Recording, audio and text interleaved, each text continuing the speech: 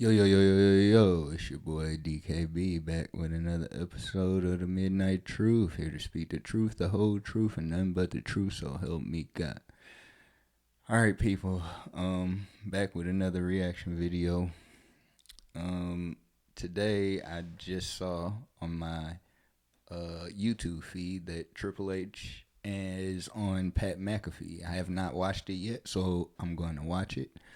And see what Triple H is talking about, especially with what's going on in WWE right now because it's hot fire. If you guys haven't watched, Jacob Fatu just debuted on SmackDown, and that was great. The Wyatt6 faction, they debuted on Raw, and a lot of people are saying that the debut wasn't all that, but I liked it.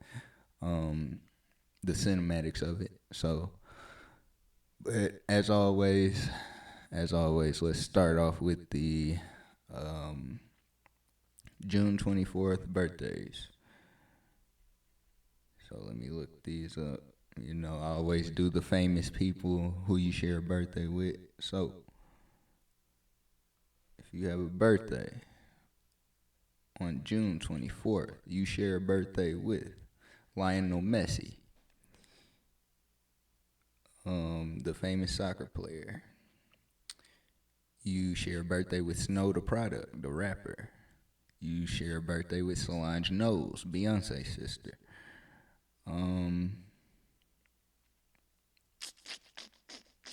Let's see. And then you share a birthday with Mozzie, the rapper.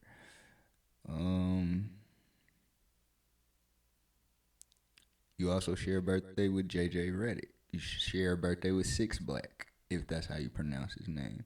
Coy Stewart, the actor.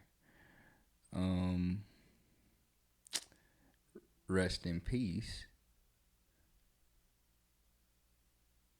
But you also share a birthday with Debo, Tiny Lester.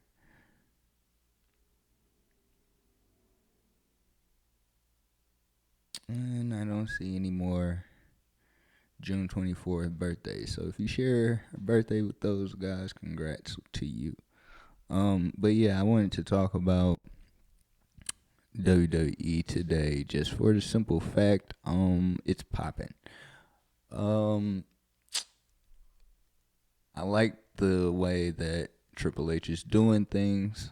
I love how he's bringing the Attitude Era, so to speak, back into WWE in the modern era, so I can appreciate that. But let's see what he's talking about on the Pat McAfee Show. Now, if you guys paid attention to the Wyatt6, they invaded the Pat McAfee Show, and I've heard that they are going to invade it again while Triple H is on here. So let's see what's going on. Oh, Triple H,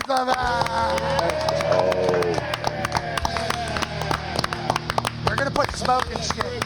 We didn't. That's on us.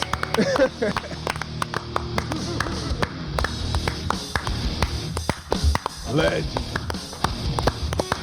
What's right, Gar? Yeah. We're saying that's right. Yeah, you get the For Triple H to come out in his entrance music on a podcast, that's legendary. You gonna do it? Go ahead. Mind you, this video is 36 minutes, so sit back and enjoy the ride. Same that way. I was, I just, for future reference, a little intimidating walking across here. You don't know if you should cross the cornhole tournament or if you should go into the paint, you should cross the green. Yep, a lot of options. There's a lot of options. So, Mr. H, cornhole board's brand new, actually, just got shipped here. So all this shit has just been shipped here, okay, from people we don't know. Yeah. So it's hard not, like cornhole boards, those are hand-painted, very good boards. Right. So those just got put out, I believe, this weekend. The green got sent here, and it's been a fantastic addition. You can play a little pickleball, too, if you want to. We can put a net up for you. We have a pickleball court already set up here. I was actually standing over there listening to you do the show and thinking NXT should come in here and put a ring up right there and run an event out of your studio, out of the Thunderdome. Okay, let's make it official. Yes. Yeah, I'll get it done. Maybe I'll even talk the to Sean. Speed Championship. Boom. Boom. There it is. Okay, all right, so we got an NXT. Binding contract. Yeah, home of the future NXT event here at the Thunderdome. Okay, let's talk about Indianapolis, Indiana. Massive news breaks today. You guys at the WWE and Indianapolis Sports Corp have found a way to get all Pat McAfee is from Indiana, by the way. three main, I mean, the big ones. All three of them coming to Indianapolis, Indiana. We got the Royal Rumble, which is obviously a fan favorite every single year because the nostalgia that get shown and obviously all the incredible moments that have taken place. SummerSlam, party of the summer. Hey, how you doing? I'm going to SummerSlam. Life is great. Major moments in the history of WWE. And then WrestleMania also coming to Indianapolis. And Monday Night Raw is here tonight. We appreciate the hell out of you guys for doing that for this city. How'd we get here, you think? Well, I'll tell you how I got here is I got tired of you asking about it. Yes. Tired of wearing me out on it. Pat has been the biggest advocate for us coming here to Indy, and I feel like ever since you hijacked, Fastlane? Yeah. Ever since you hijacked Fastlane and put it in people's mind, you've been wearing me out on it. You've been wearing Nick out on it, and we just we got to a place where we were like, look, just give him everything and just shut that. I love the kayfabe between the podcast and the real wrestling shows. Like sometimes they're in character, sometimes they're out of character. I like that. The one thing you can do is talk, my friend. And you got us there. Yeah, so too much. Kudos to you. Yeah, well, we're a city that's like perfect for it, and I appreciate you guys listening. And obviously, every time you come to Indy, it's a massive show. I mean, the Shield, Seth Rollins turns here. The amount of things that have happened in Indianapolis, and the Indianapolis wrestling community is a huge one, but our city is ready to host. Like, we are excited to host. It's easy drive from so many cities. You're talking about Ohio, Michigan, Chicago, St. Louis. It's like we're ready for it. We're excited for it. And anytime WWE shows up, it's an awesome time in every city. Yeah, it'll be massive. All those events will be massive. Plus, we're going to come here. We'll do our normal cadence of Raw and SmackDowns and live events here as well and in the surrounding cities. So it's a great partnership over the next few years. I'm really excited for it. And, the Sports Corp here, which is headed by a guy, Patrick Talty, who I've known for a long period of time. He's a great guy. He used to work for us at WWE. And just a wonderful guy that was really instrumental in us getting here as well. The city loves hosting stuff, and that Indiana Sports Corp's a good group. They just negotiated the Olympic trials with USA Swimming to be here in the middle of Lucas Oil Stadium. Yeah, swimming was just here, right? Yeah, literally wrapped up yesterday. Michael Phelps got a big pop. Oh, yeah. That was his first time back. That was Huge star. Yeah, huge. That was his first time really back, though. I think there was a little... I don't want to speak out of pocket for anybody, but I think there was a little disagreement. Little friction. Yeah, like whenever somebody has an incredible run with something and then it kind of ends, it happens in the NFL. I assume it does happen in WWE. And now, so going back, I think is a big deal. And then the pop was huge. Like it was. When you're at the top and then you've got to step back and welcome somebody else at the top, it's always tricky. Well, your for business, both sides. Yeah, your business is certainly one that has been in spotlight for that, but the business has gone on for so damn long. Let's talk about where the business is right now. Yeah. On fire. On fire. Absolutely everywhere. Yeah, it's hard for us to say it in any other way. I feel like every week we're putting out a new, you mentioned Chris over there, putting out a new press release of some kind of Yeah, baby. We've known him a long time. He was with DAZN when the show was getting licensed. Let me ask you a question. Do you like him now? Chris, yeah. I heard at first it was a little bit, he was a suit. And you're not big on those. You look good in one, by the way. You don't operate as one, so that's good. But he did. I just have to wear one. That's not my gig, right? But with him, he is a suit, and you know that. It didn't work out at first, but now you're in a good place, I've heard. Yeah, he's good. He works hard, which I appreciate. Yeah. For those of you that don't know what suit is, he's saying like a by-the-book businessman, do everything that you do by the book and you run it exactly like that. You run your whole life like that. So that's what he's saying. of the suits that I've potentially encountered, seem to lack one particular trait that I think is vital, which is a work ethic. So I have issues with that. So, like, for him, he works his ass off. So I am a massive fan and earned his respect. But you're right, press releases are going big. I want to show a clip here before the boys have their questions from France, okay? And obviously, I'm a WWE fan, so I know, like, the international crowds are awesome. The European crowds in soccer, they're known as the fan base, like the hooligans. For wrestling, though, I always knew, like, when you guys would take a show over there, we'd see clips on the internet. Crowd was insane. Insane. Here's a clip from this. This is a couple months ago, Lyon, France. What show? Backlash? Backlash. This is Backlash. Okay, in Lyon, France. The WWE's over there. Listen to this crowd basically shake the building until it almost collapses.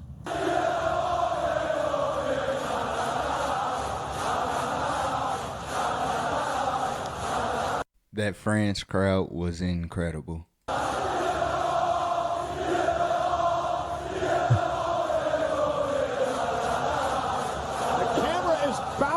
That's Michael Cole, who'll be here later, potentially, obviously. He also massive suit and stooge. Can't wait to talk to him. But is this one of the main reasons, with what you've experienced with the European crowds and taking the show on the road, why that Netflix deal is such a big deal? Because I feel like that is a truly global platform, right? And yes. Is this what you're trying to kind of cherish almost and take care of through it all? WWE is one of the only true global products, right? When you break things down, and there's other ones that are there, but like, when you break things down, like it's becoming much bigger, obviously, but soccer is becoming big in the U.S., but it was massive everywhere else, right? Like football in the U.S., they're trying to move it outside of the U.S. Other sports, they don't all resonate. WWE, we go everywhere. I mean, there's not a place in the world that I've not been over the years of my career, a country or a place on the planet that we've not been to where there's a massive fan base. Even sometimes we would go to places. I'm surprised he didn't say anything about the UFC. I went to Russia years back where we didn't even have TV there, and we were completely sold out, and people were insane over it just based on bootlegging. Old school. Yeah, and so the international stuff for us is massive, and a platform like Netflix. So when we move over to Netflix in January, we will immediately, when they pull that trigger, be on live with Raw, SmackDown, NXT, and the PLEs, including WrestleMania, in 80% of the world outside of the U.S. immediately, which is right now we're just individual deals, so every place is slightly different. They'll all transfer over time until 100% of it is on Netflix internationally. Damn. Hey, congratulations. Yeah. So it's a massive deal, and it's why Triple H is doing his thing. I'm telling you, he's way better than Vince and should have been there a long time ago. Nick and I are so, Nick Khan, our president, who's amazing. We second that. Yes. We're so adamant about expanding and reaching outside of the U.S. for a lot of what we do. It's why you've seen us in the last, since January of this year, right? We were in Perth, Australia. Then we did WrestleMania, 2 nights at WrestleMania, obviously. Then we went to Lyon, France. We went to Saudi Arabia. We come back to Scotland. We're going to Canada in a couple of weeks. We come back for SummerSlam in Cleveland. Then we go to Berlin, Germany. It's just outside of the U.S. Everything is so big. And the U.S. markets are going to have to step up their their fan reactions here because the international markets are putting them to shame. That is not a lie. The U.S. crowds are shit compared to these world crowds, these international crowds. They're showing you guys that they love wrestling more than we do. Come on now, U.S. Well, Indianapolis will show. You guys that's why I got the deal. Yeah, absolutely here in Indy. But I did hear from some of the people that were part of the France show and the Clash at the Castle in Scotland, and then you come back to an American operation or whatever, and it's like, okay, a little bit different reactions whenever things happen and trying to play it and create the greatest show. And I think the thing about the WWE and why it translates is because everybody can see what they like. There's entertainment obviously in there, there's comedy, there's action, there's mind-blowing in world class athleticism happening right in front of you. There's an environment, and then there's horror as well. So Chad Gable, good. Yeah, he's good. You know, I don't know. Real? Sure. Really? You see you see things on TV, and it escalated quickly from there's Chad Gable laying down. He's obviously unconscious, has Been a little shot bit in of the blood head. on him, to, oh my God, he got shot in the head and he's dead. There's Everybody thought that, and to see Triple H play this and talk about this outside of his character, that's crazy. part of the problem. And here's obituaries being put up on him, and he's not you the only know, one. people wishing him well. You know, like, look, it's one of the wonderful things about our fans is they just love to be engaged in the product and to, in their minds, fantasize where it can go and what it's going to be. And it's an awesome part of what we do. So every now and then we got to pull back into reality a little bit. Like, no, Chad Gable is still alive. Okay. Because we just clarify that for the record. That's He is crazy. He was an Olympian. Yeah. still alive, and if you come here tonight, you will probably see him actually competing. Whoa. Okay. That's Whoa. the kind of stud he is. Yes. Tonight? Actually, Tonight. Whoa. That's huge. Wow. Maybe he's back. I'm willing to bet you're gonna see the Wyatt6. They're gonna follow up on this. They're not just gonna have Chad Gable compete and not follow up as to why the hell he got ambushed and demolished or killed. Come on now. This is Triple H. I know they got something up their sleeve with Chad. He was a bit of an asshole there for a while. Oh, yeah. As he was at Alpha Academy. But I think it's all those things that encompass wrestling. That is why it's such a global phenomenon. I mean, you can't help but be a fan. Last question for me. You mentioned his name, Nick Khan. He, obviously, we know him very well, and I am a big fan of his as well. He has a massive brain. He's also a wrestling fan, though. Right, like grew up a wrestling fan, and he also happens to be one of the greatest business people of all time.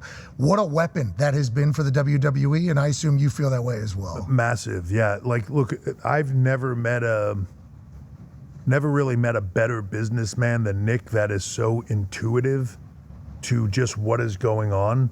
Like, it was funny, you know, for a few years before the TKO merger, where we would do earnings calls, and I felt like the investors wanted to know as much of Nick's opinion as of what was happening to outside sports as what was happening within WWE as he was talking, because his insight is so good.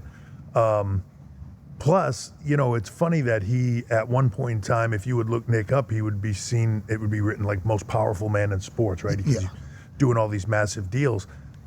But in many ways, like, he's not a massive outside sports fan. He doesn't know that much about all these other sports. He does, but he's not like, you would think that he would be like so into it. What he's really into is combat sports, like boxing and MMA, and what we do in pro wrestling and WWE. I mean, he is just a massive fan of that. Grew up. Not gonna lie, basketball, as y'all know, was my first love, my first passion. But what Triple H just said, that's me. Combat sports and wrestling, man. Combat sports and wrestling.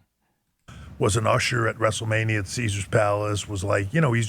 And football. Football, you can put football in there. Just super into it. So when I first met him, having that insight from him on all these other business things that we were doing, and him giving me his opinion that always 99% of the time ended up being dead on, plus him being such a big fan, we just got along amazingly well. And, you know, then we were lucky enough to have him come into the company, and I'm lucky enough now I get to work with him every day and you know, get his insight on everything. He's a genius. Yeah, absolutely. And I don't put that kind of stamp on a lot of people, because I think a lot of people are really good at what they do, and that's where it stops. He's a genius. Yeah, he's been fun to just send questions and fire questions at. Like, hey, I hate this guy. I don't like the way he's talking to me at all. What should I? And then I'll get a text from Nick like, tell me, all good, what's going on? You know, his all good thing. All good. All good. Any situation. Like, Chaco, right? Yeah. I think his motto is good. Like anytime something happens, no matter what it is, good. Like now we move on. I think Texas A&M, the baseball team, actually has good across their hats right now. I think it's like kind of the, hey, no matter what, good. Now what? Good. Now what? Kind of like the messaging or whatever.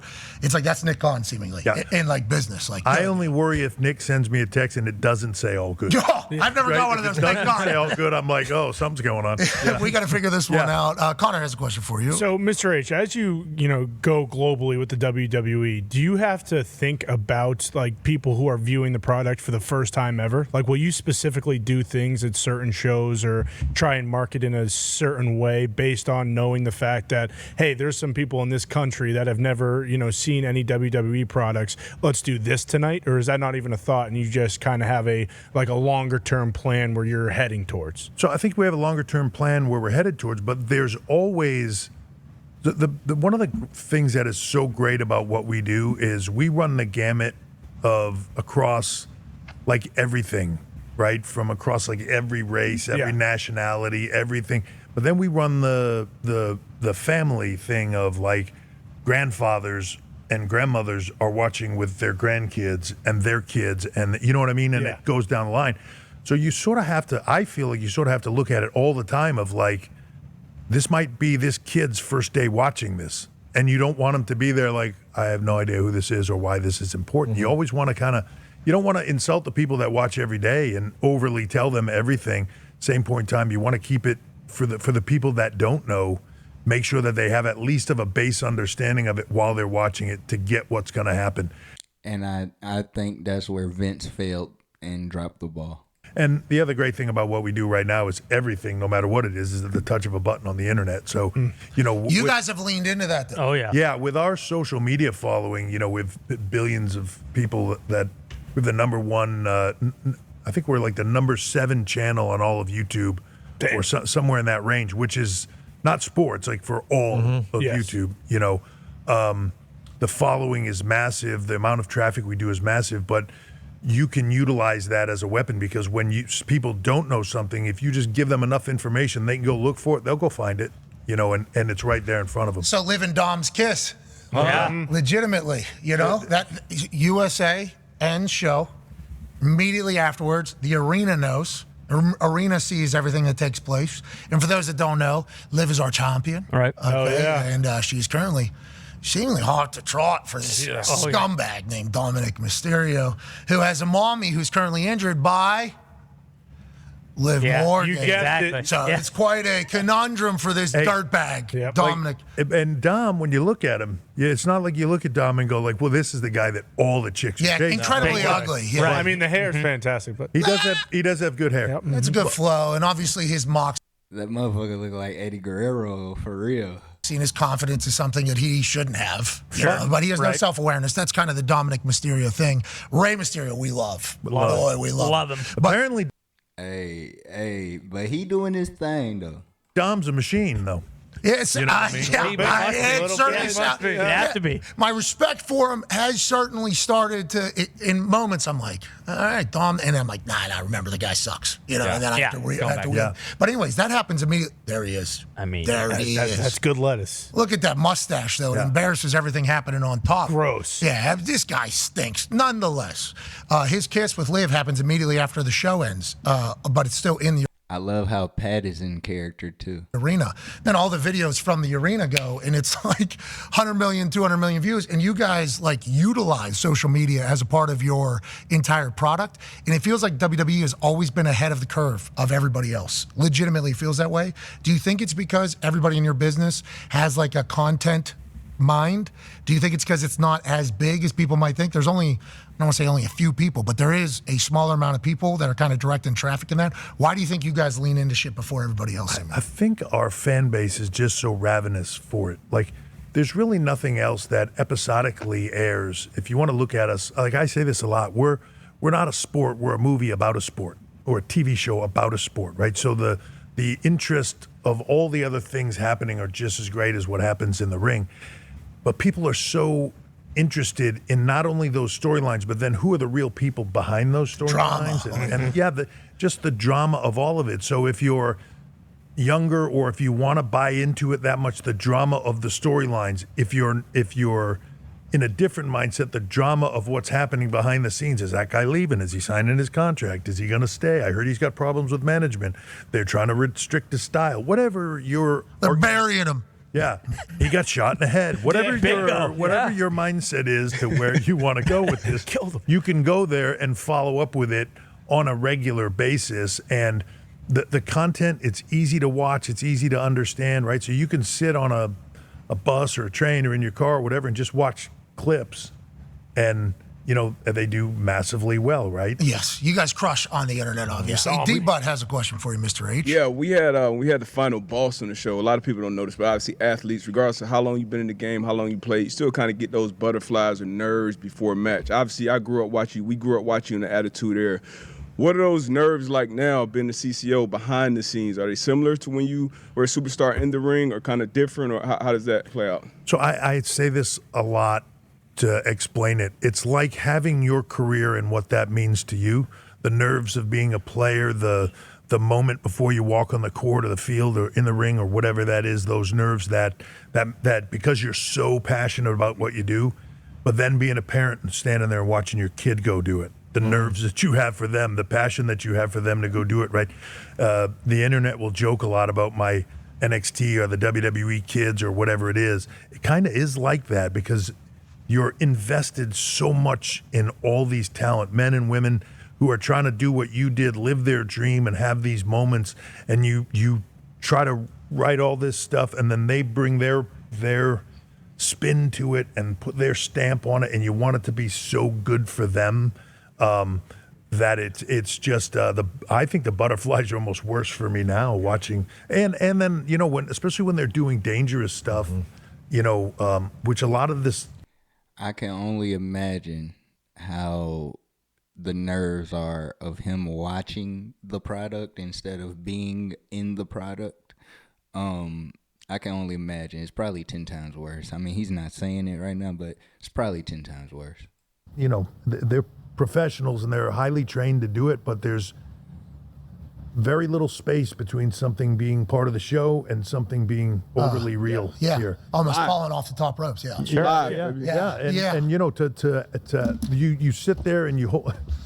When the announcer gets up on the chair with wheels on it and spins in a circle. This is summer. He does that all the damn time on Raw, and he does it in pay-per-views.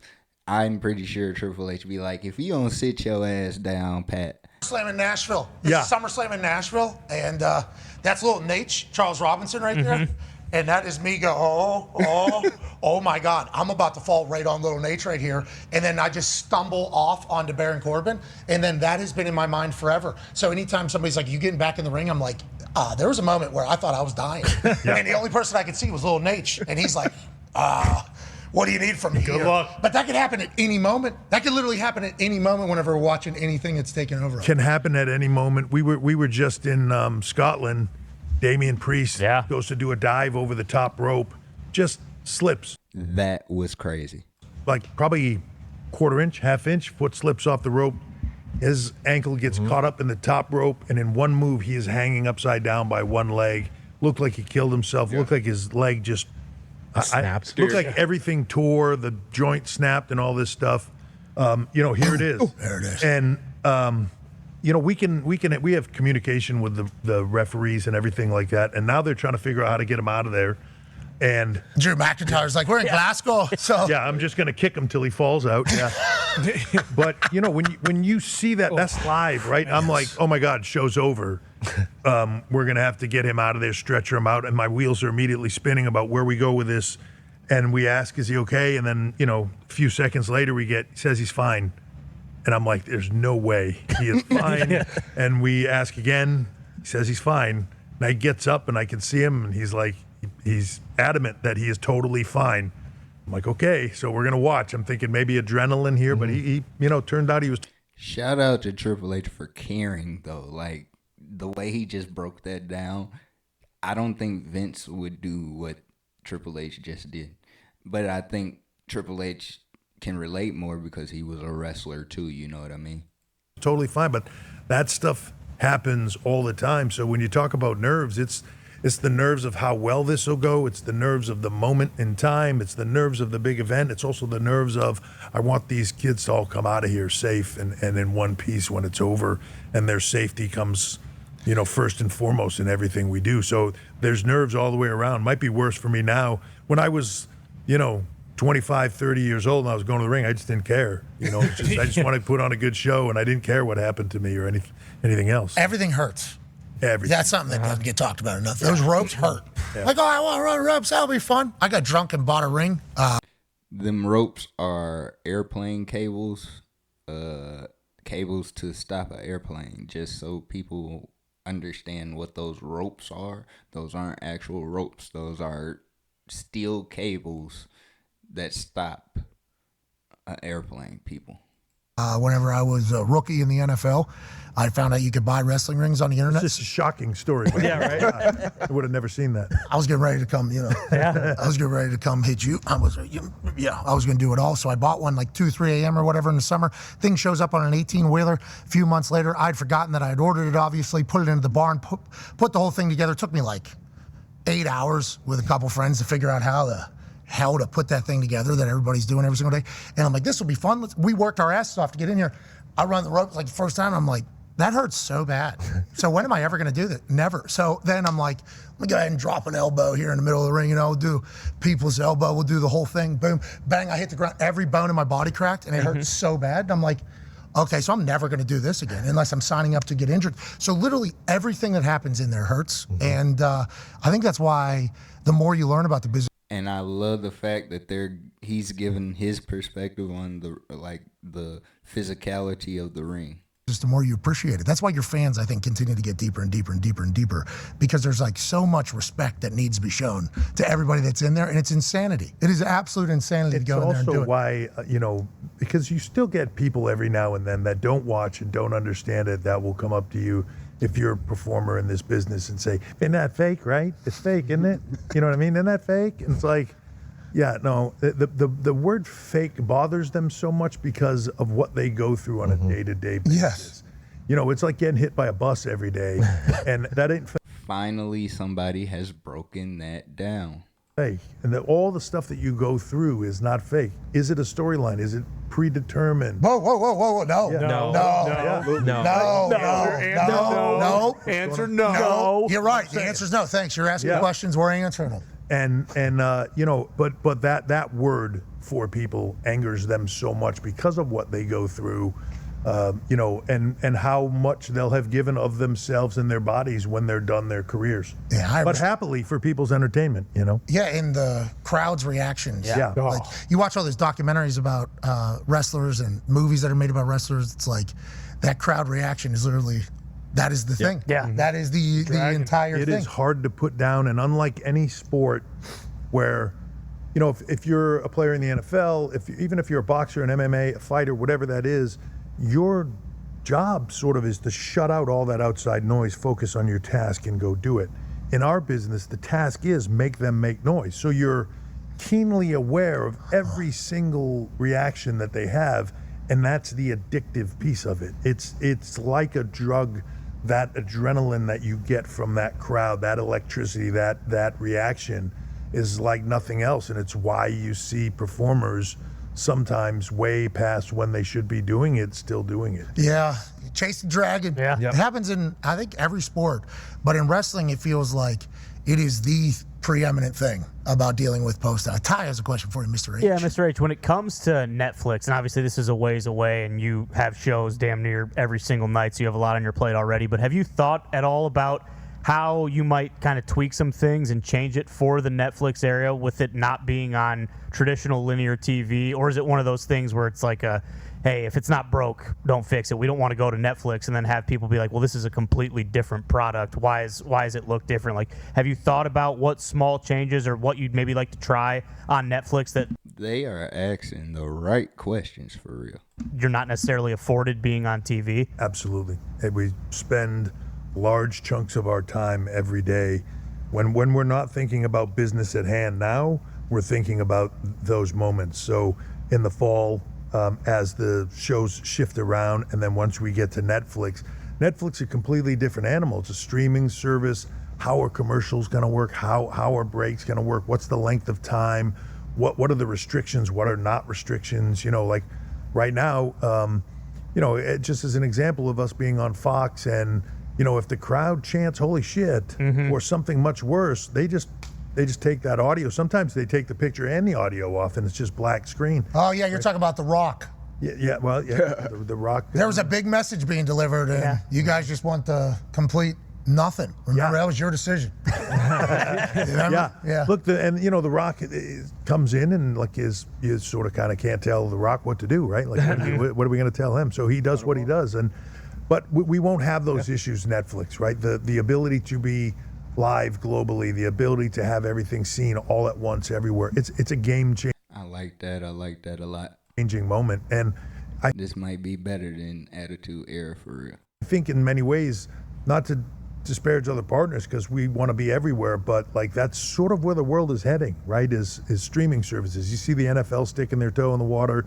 NBA is, every sport is, right? Yes. And I think it's why this Netflix deal was so game changing, and I think everybody's going to be watching us in January, especially those other sports. From a business side, they're going to be watching to see what we do differently and how that's received. Everybody from live content is very thankful you guys did a deal with Netflix. Yeah. For a weekly live show. Just want to let you know that.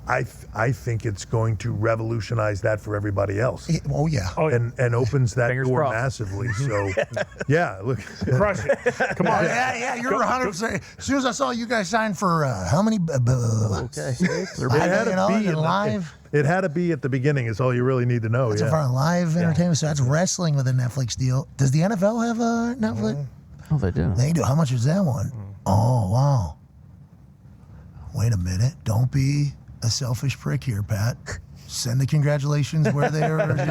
Send the congratulations. Send the congratulations before you ask for a contact number.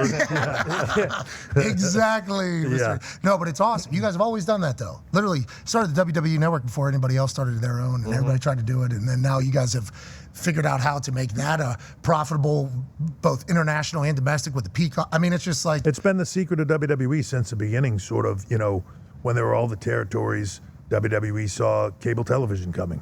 And they went national first, right? Then it was closed circuit TV, where WrestleMania 1 was seen closed circuit TV. You had to go to a gym or a theater or whatever it was to watch it with everybody else. Then we sort of pioneered pay-per-view. We kept that alive for a lot of years before, then boxing came in and everything else. We switched to our own streaming service, which people said we were ridiculous to do at the time. They questioned the sanity of doing it because And it survived. nobody was there. It was Netflix pretty much and us. And then everybody started going there. That was then seen as a genius move. Then as the bundling started happening, we pulled out of that and went into the deal with Peacock, which was seen as, wow, genius. We're not a tech company. We can't keep up with all the other tech advantages that are happening and all this bundling. So we pull out. We go to Peacock. And then we go to the biggest streaming service there is. So you got to stay ahead of things. You want to be where you're at in the moment, but you also want to see what's coming around the bend and do the best you can. You don't want to be the first in, but you certainly don't want to be the last. Isn't it what? Amen. You also don't want to be the last one out of any event. That is certainly, unless you're working it. But the thought of WWE always being like that, and then adding Nick Khan as the president to Yeah. you guys got it figured out. Dream done. team. The last question here from our cowboy Tone Diggs. Yeah, Mr. H, we were actually talking last week, after watching a Raw, we were like, that Raw was amazing, or a PLE, that was an amazing PLE, Clash at the Castle, but we were just like, there's something missing, and it's our tribal chief. Yep. Do we know where our tribal chief is? Do we know when we can expect a return from our tribal chief, because we need him? Yeah, so I would just say this, and when you talk about tribal chief, you're talking about Roman Reigns, Yes. no matter who lays claim to that now. Yep. Oh yeah, Solo says he's the head of the table. But and the tribal everybody chief. knows. You see the bloodline carrying on. You see Solo putting himself out there as a tribal chief. You see Tamatonga coming in. You see Tongaloa coming in. Jacob Fatu. You see those guys start to run wild, and then the game changer happens of Jacob There Fatu it is, coming yeah. in this week, the Samoan werewolf. Hey, what a weapon. And he went bananas. Dude, Jeez. He's a game changer. You very clearly see that shift of we're running the show now, and it's our this is the new tribal chief, this is the new head of the table, and this is where this is headed. That's only going to last for so long before there's a return. I can only imagine. And let's hope that Heyman's nerves can take it until he comes back, because Heyman looks like he's on his very last nerve on this thing. But it's an exciting time because that is ramping up incredibly big. Now they're starting to go directly after Cody Rhodes and the WWE title, so you can feel it ramping up. You can feel Raw ramping up. Seth Rollins' return. Hell yeah. The Wyatt6 coming in. Well, yeah, if everybody makes it through them, you can really feel both shows ramping up as we come into summertime. Now he's in character. See what I mean? I like the switches. And we head into SummerSlam, where those stories will all blow up. And he mentioned Liv and Dom earlier. I would imagine at some point this is not going to sit well with Rhea. Yeah. So when you look at where we're at right now and how much excitement there is, and you still start thinking about, we don't have Roman, we don't have Charlotte Flair, Becky Lynch is out on a hiatus right now. Final boss. The amount of people. Yeah, The Rock. he's currently a UFC fighter. Yeah, Yes, he is. Yeah. So the amount of people that you have still to come, the amount of storyline that you still have to roll out, and then it makes me beg the question of, all right, so down the line, whatever.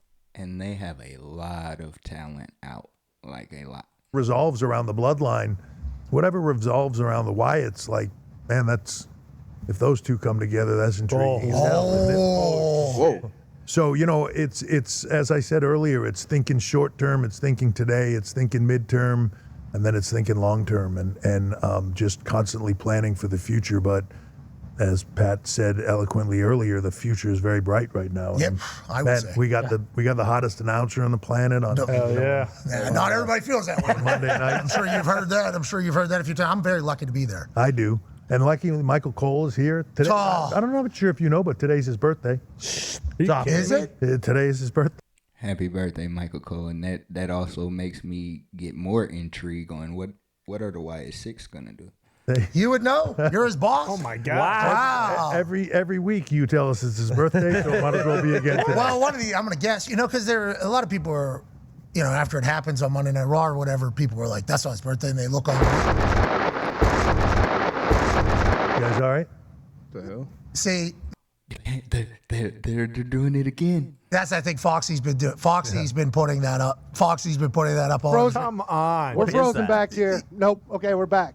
Oh, okay, Foxy. They're doing it again. Foxy's I've been telling you, Pat. I have been telling you this whole switcher has been something's going gonna happen frozen every tonight. time that's happened so far. Okay, Foxy. Foxy's married now. Uh-huh. Yeah, he's got this entire. Something's gonna happen tonight for real. Different guy. Yeah, Foxy. You guys aren't going to buy into it until a camera rolls through there and he's in the corner shot in the head. Well, listen. We can only hope. That's what everybody on the internet's saying. They're saying, "Oh, that's the Wyatt6." So he was shot in the head. Foxy's. Yeah, you're talking Foxy. about that being Foxy. No, now I'm going to get shot in the head because you, Pat, 'cause now everyone's blaming me for this. Well, Fox, you keep running the stupid video. I'm not. it. No, I'm telling you, this whole thing went not frozen, Foxy. but in I the don't think past, so. we just were out and it came back this time. Okay, all right, Fox. Thanks. Sure. Anyways, I'll just go on the like, having met most of your staff, it's not out of the question that it's a mistake.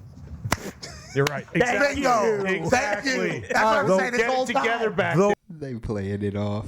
it does seem very coincidental. Okay. See, now you're doing this whole game. we don't need Time that. to play the game. That's what you just did right there. Long-term planning. I hope you guys are still here next week. Oh, Jesus. Just saying. What Good the hell? Lord. Well, I mean, they can just clone us like they did Chad Gable. Either way, Yeah. Heard that's happening. bring us back. Anyways, Foxy, we get it. It's fun. You did your thing. Couple times. Put the internet. All right. I've seen enough, but that was fun. That was really fun. I liked to see that. So something's gonna happen tonight with the Wyatt6. But before I go, let's do the question of the day. And the question is, how do you think your friends describe you to others? I hope they describe me as real, caring, got a big heart, and I don't tell no wrong. Like, I feel like I'm really good at advice and really good at listening. So I'ma always steer you right. Hopefully, my friends think that same way about me. But I'm about to get ready to eat and watch Raw here, so I just wanted to react to Triple H being on the Pat McAfee Show and see what the Wyatt6 were doing. It seems like they're gonna be doing something tonight. Let's wait and see. But this is your boy DKB here with another episode of the Midnight Truth, where I speak the truth, the whole truth, nothing but the truth. So help me God. It's your boy DKB, aka DJ Playmaker, and I'm out. Peace.